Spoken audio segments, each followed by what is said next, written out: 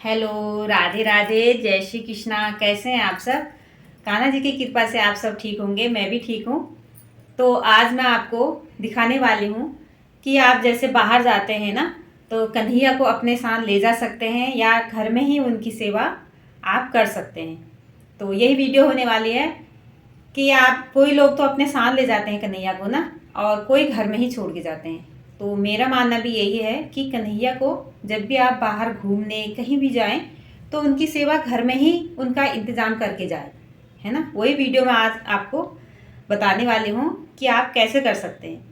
क्योंकि जहाँ पे एक बार कन्हैया विराजमान हो जाते हैं तो उनके उनके आसपास उनके साथ सभी सिद्धियाँ विराजमान होती हैं। ब्रह्मा विष्णु महेश, राधा रानी, लक्ष्मी जी, सभी देवी देवता वहाँ पे विराजमान हो जाते हैं। तो मेरा मानना यह है कि कन्हैया को इधर उधर ना ले जाने के बजाय उनकी घर में ही सेवा का इंतज़ाम करके जाएं। आप जैसे कि 5 दिन के लिए जा रहे हैं या 8 दिन के लिए जा रहे हैं या 2 ही दिन के लिए जा रहे हैं, तो उनकी ना सेवा के लिए भोग, जल और सब चीज़ मतलब उनके पास में होना चाहिए, है ना।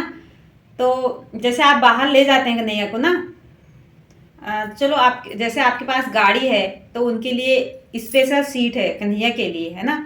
आपको पता है स्वच्छता कितनी ज़रूरी होती है कन्हैया के लिए। तो आप जैसे ट्रेन में सफ़र कर रहे हैं, आपको क्या पता उसमें मतलब कैसे लोग बैठे हैं, शुद्ध या अशुद्ध लोग।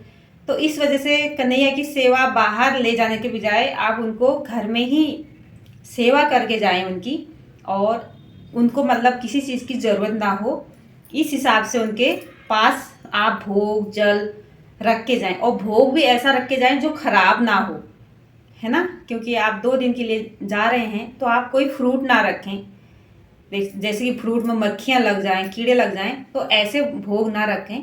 आप उनके लिए सूखे भोग जैसे बिस्किट, नमकीन, मेवा, है ना, ये चीज़ रख सकते हैं। और टॉफ़ी ये भी रख सकते हैं आप। तो जैसे आप कन्हैया को बाहर ले जाते हैं तो सारे देवी देवता उनके पीछे पीछे डोलने लगते हैं बाहर।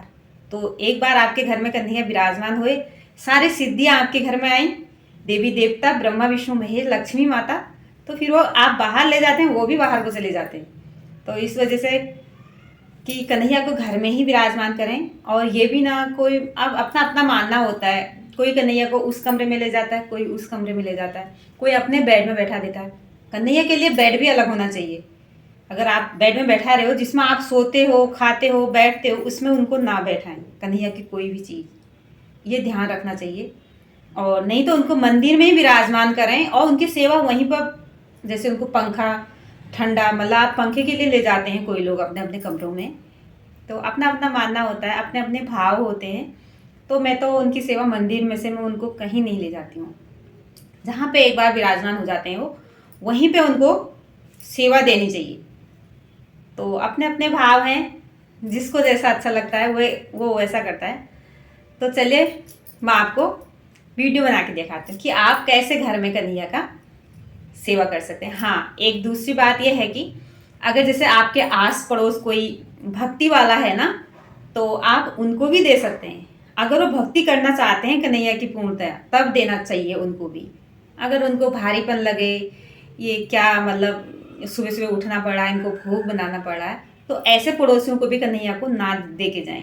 इससे अच्छा है कि अपने घर में ही उनकी सेवा करके जाएं, उनकी व्यवस्था करके जाएं, तभी आप घर से बाहर जा सकते हैं। तो आज इसी विषय में मेरी वीडियो होने वाली है। तो वीडियो अगर पसंद आती है तो लाइक करना, शेयर करना और मेरे चैनल को सब्सक्राइब करना। और वीडियो अच्छा लगता है तो कमेंट भी करना, अपनी राय भी देना मेरे को, क्या मेरी बात सही है या गलत है, तो कमेंट करके मेरे को बताना।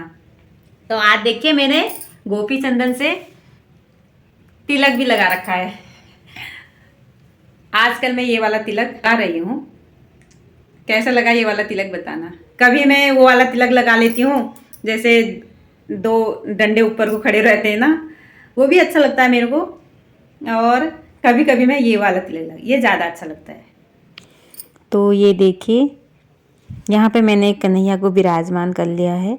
आप जिस दिन भी कहीं को जाते हो ना, उस दिन सुबह सुबह जाग के स्नान करके भगवान जी को स्नान कराएं। उनको तैयार करें अच्छे से और भोग सेवा करके ही जाएं। ये देखिए, और मंदिर में पूजा करके ही जाना चाहिए। कभी भी आप कहीं भी जाते हैं तो मैं इनको करा रही हूँ स्नान।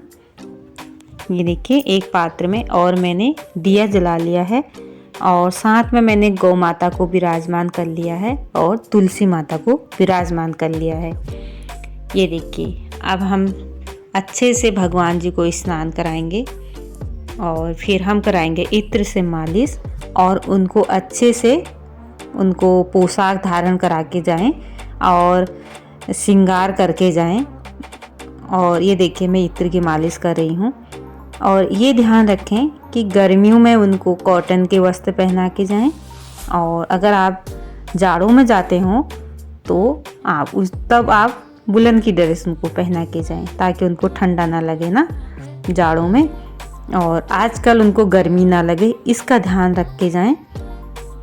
ये देखिए मैंने उनको कॉटन की ड्रेस पहना दी है और हल्का फुल्का ही उनका श्रृंगार करें आजकल। ये देखिए मैं एक माला धारण करा दूंगी और कड़े पहना दूंगी और टीका लगा दूंगी। और ये देखिए ये ड्रेस के साथ की मैंने बनाई थी पगड़ी, तो मैं पगड़ी बांध के जाऊंगी और इसमें एक मोर पंख लगा के जाऊंगी। तो कन्हैया का इतना ही श्रृंगार, आजकल गर्मियों में मैं तो बहुत ही कम श्रृंगार करती हूँ क्योंकि गर्मी लगती है ना। और अच्छे से फूलों से सजाएं भगवान जी को, फूलों का भी आसन दें उनके बेड में, सिंहासन में, और शीशा ज़रूर दिखाएं भगवान जी को। ये शीशा की ना सेवा होती है, ये भी उनको भी पता चलता है कि मेरा श्रृंगार कैसा हुआ है। ये देखिए तुलसी पत्ते चढ़ा के जाएं और उनकी बांसुरी तो उनको ज़रूर ही उनके पास दे के जाएँ क्योंकि वो बांसुरी के बिना नहीं रह सकते हैं। और आप उनको ना ये फूलों से सजा के जाएं। ये देखिए तो मेरी बालकनी में लगे हैं आजकल सदाबहार के फूल, तो मैंने कन्हैया को अच्छी से सजा दिया है। और आप ये ध्यान रखें जल एक घड़ा, या तो घड़ा रख के जाएं जल का या सुराई, ठीक है, इसमें पानी ठंडा रहता है। और सूखा मेवा देके मैंने तुलसी पत्ते डाल दिए हैं, एक डब्बे में रख दिए हैं काजू और बादाम। भगवान जी को पहले भोग लगाएं फिर ढक्कन बंद कर लें और इसमें बतासे और मिश्री का भोग लगा के जाऊंगी। और ढक्कन वाले हो मतलब बर्तन कोई भी हो, लेकिन उसमें ढक्कन होना चाहिए ताकि इसमें चींटियां ना लगें। और ये देखिए ये है मुखास, तो बच्चों को बड़ा पसंद रहता है, ये रंग बिरंगे होते हैं दाने ना मुखास के, तो भगवान जी को मुखास का भी भोग लगाती हूँ। तो एक डिब्बे में मैं मुखास रख के जाऊंगी। तो हमारे 3 दिन की सेवा हो गई है ये। और गौ माता उनके पास ज़रूरी होनी चाहिए ताकि हमारी सेवा में जो भी कमी रह जाती है गौ माता पूर्ति करती है ना। और तुलसी महारानी को भी विराजमान करके जाएं, ऐसे तुलसी, और एक घड़े में या एक लोटे गिलास में जल भर के उसमें तुलसी के टहनी डाल दें, वो हरी रहती हैं 4-5 दिन तक के। और ये देखिए फिर लास्ट में करें आरती। तो भगवान जी से कहें भगवान जी हम इतने दिन के लिए जा रहे हैं, आप इस घर में विराजमान रहना, इस घर की रक्षा करना। तो राधे राधे दोस्तों, थैंक यू।